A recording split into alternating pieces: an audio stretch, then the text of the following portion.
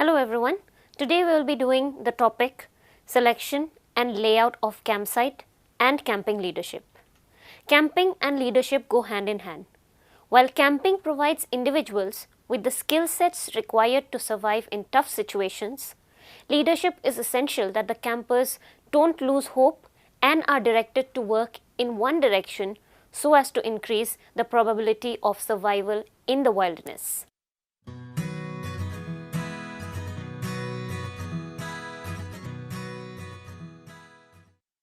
Selection of the campsite requires intelligent planning. To break the monotony of daily life, to get the experience with nature, and to learn something by doing. Campsite should be far from the city. However, the site should be linked with the road along with electricity, telephone facilities. There should be enough places to pitch tents, make provisions for bathrooms and lavatories, water facilities, wilderness, places for hiking, picnic, cookouts, etc. The campsite should be away from any kind of hazards that may lead to a mishap. The campsite should be fixed after deliberate consideration of a lot of areas, as camping is a highly organized education system promoting recreation. Choosing the right campsite can make or break the camper's experience. A good site allows one to practice the principles of leave no trace camping. Before looking at the specifics of what makes a good site, one must make sure that the following things apply first. Is the area being considered for a camp one of those in which camping is restricted or prohibited? The local authorities will have the details of local sites, so there should be communication with them. This will be very helpful for the organizer when deciding the location for the campsite. A preliminary visit to the site is the best way of making sure that you have enough information about the site.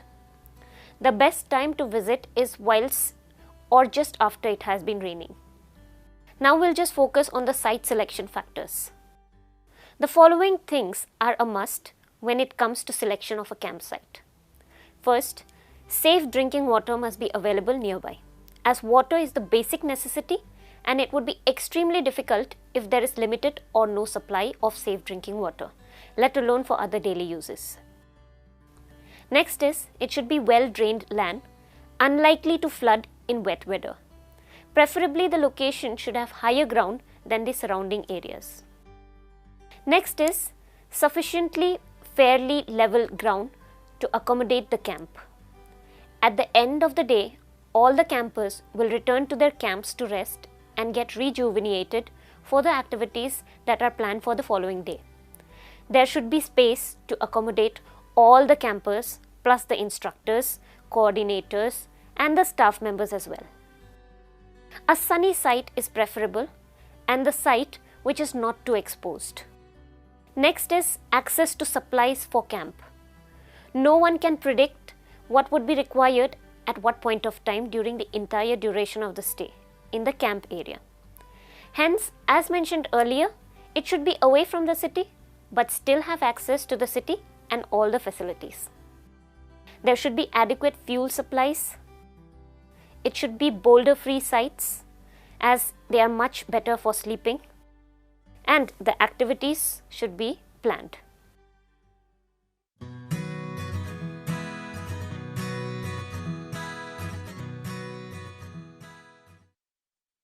Next, we'll be focusing on the campsite layout. Every site is unique, so it is impossible to say how an ideal site should be set out. But here are some basic components that need to be considered. Few of the most important factors that are found common in most of the camps are discussed hereunder. First is the sleeping tent. Find a flat piece of land, not too near any overhanging trees, especially ones which drop sticky raisins, which could ruin the tent. Make sure it is an area which would not become a stream or flood if it rains heavily, and that the ground is solid enough to hold the pegs securely. Back your tent into the prevailing wind, making sure that the wind is not blowing into the doors. Next is fire and chopping area. These need to be reasonably close together, perhaps the wood pile in between the two, but far enough away that the flames could never blow across the wood pile. Remember to keep a safe distance, approximately 3 meters, all around the chopping block. Third is the dining shelter and store tent. Keep them close to the cooking area, but not so close that there are any risk of setting light to the canvas. Try to make sure that the smoke from the fire will not blow towards the dining shelter. If possible, make sure that water containers are used in an area where any split water can easily drain away. Next is the toilets. Make sure that they are downwind from the main camping area. Provide some sort of lamp and ensure that there is water, soap, a towel so that people can wash their hands. Let us now look at the campsite guidelines. Certain guidelines should be followed so as to make the experience a memorable one. Plus, it is essential that it is the same of all the other campers who will be visiting in future also. It is of utmost importance that nature remains intact, and it is our responsibility that the future generations too get to enjoy these benefits that environment provides. Hence, the following guidelines need consideration for the well-being of the campers as well as for the campsite. First point is the environmental impact. Use established campsites whenever you can. Due to commercialization of outdoor camping, there are ready-made campsites available at locations that provide a rich experience with all the resources and activities depending on the requirements of the camp type and the age and level of campers involved. In India, there are such facilities in a large number of locations from the north to the south of the country. Next guideline to be considered is safety. Safety of the campsite as well as that of the campers is of foremost importance. One always wants to remember a casualty-free camp rather than the one that had involved any kind of mishap. It creates panic amongst the parents as well as they may not have the confidence upon the organizers for future camps and activities. The safety of the nature is also essential. It is best to avoid dead trees and limbs and also good to be weather-wise. Next is the size. Comply with area regulations on group use. Choose a site that is large enough to accommodate the group. Next guideline is water. Be sure there is safe and sufficient supply of water. You should also consider the terrain. Consider drainage, natural cover and sunlight before setting up a camp. Another guideline is the stoves and campfires. Use lightweight stoves whenever possible. Use existing policy if you must use a fire. Another guideline is privacy. Respect privacy and solitude of others. Next guideline that should be followed is permission. When camping on private property, get permission in advance. Get permission from land managers for using public lands. Secure proper permits.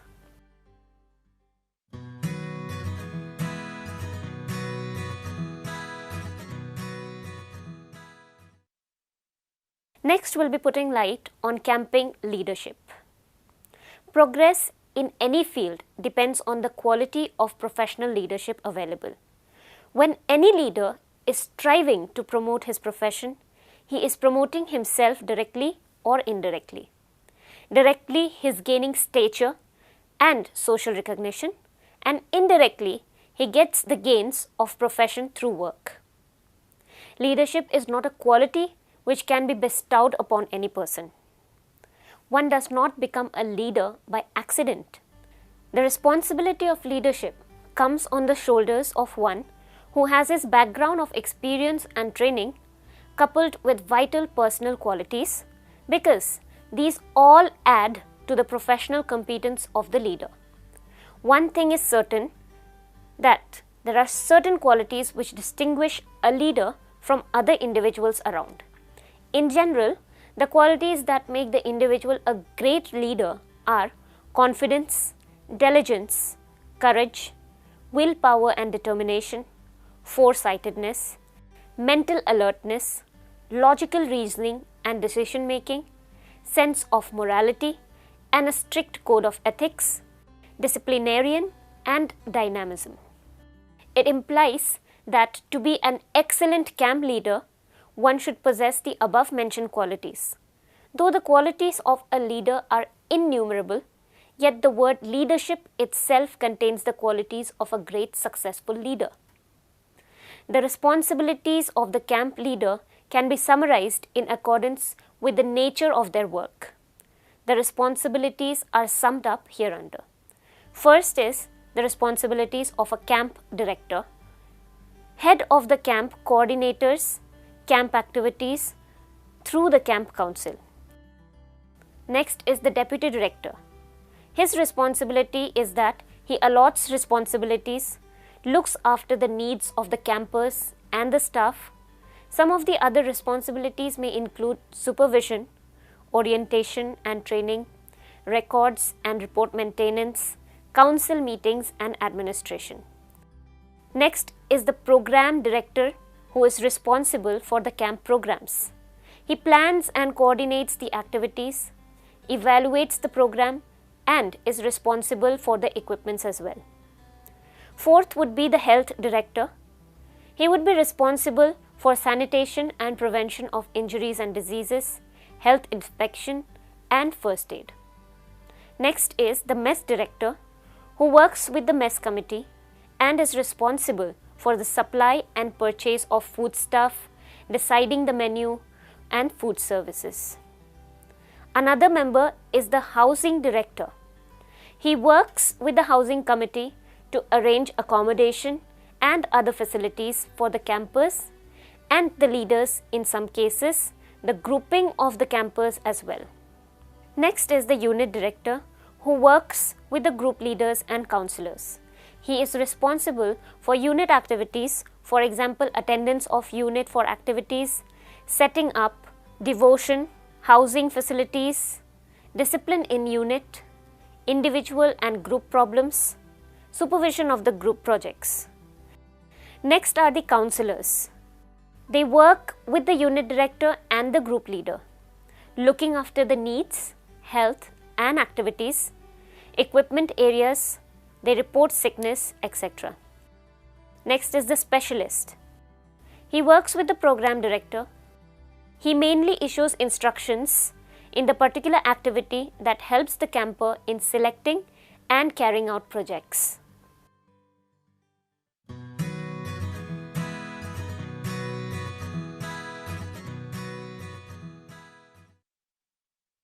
Last but not the least, to conclude, the campers who wait for these days of camping should be fully satisfied by their experience. The camp leader needs to give enormous amount of thought process that the camp experience does not become a nightmare for the camper, but a joyful and memorable one, and that he or she leaves with a mindset to come back again. The camp layout should be such that even though it does not offer all the comforts of day-to-day life, but should provide just enough that the camper have the experience of surviving in the wilderness with the limited resources and go back with their bags full of learning experiences. Camping leadership also plays an important part in making the experience even more vivid. Leadership in camp does not require a very tight grip over the campers. They need to be given more liberty for self-expression and independence, so as to develop leadership qualities among the campers as well. It is essential to make sure that potential future camp leaders and adventurers are given a chance to grow and realize the scope available in the field of outdoor recreation, especially camping, thus contributing to the national economy as well. Thank you.